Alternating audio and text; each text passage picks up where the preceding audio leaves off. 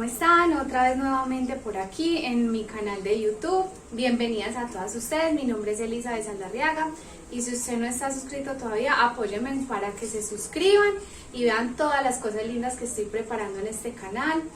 Como les prometí en estos días, hoy voy a hacer el arreglo del comedor, pero no sin antes recomendarle porque soy adicta al té.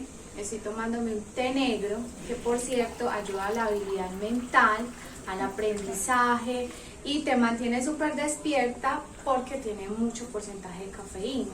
Bueno, y les cuento que este arreglo va a ser muy lindo porque tengo cosas muy bonitas de los años anteriores. Para esto no compré absolutamente nada, son cosas de la misma casa.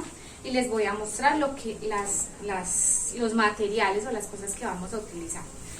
Bueno, las guirnaldas que tengan en la casa, sean gruesas o sean delgadas. Estas, como son muy delgaditas, voy a utilizar 2 pedacitos de esta para hacer la circunferencia.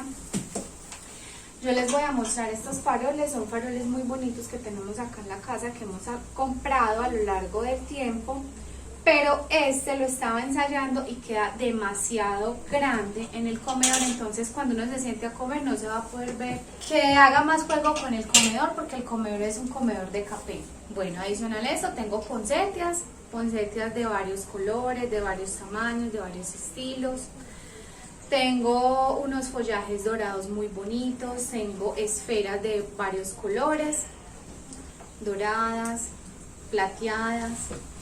Bueno, tengo muchas cositas y le voy a ir mostrando a ustedes cómo se arma desde el principio para que ustedes se animen a hacerlo en sus casas o les sirva de inspiración.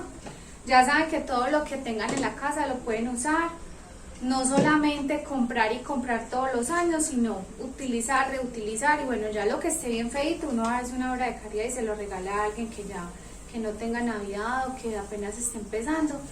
Y bueno, manos a la obra porque esto está muy lindo. Ah, bueno, se me olvidaba mostrarles esta cinta también,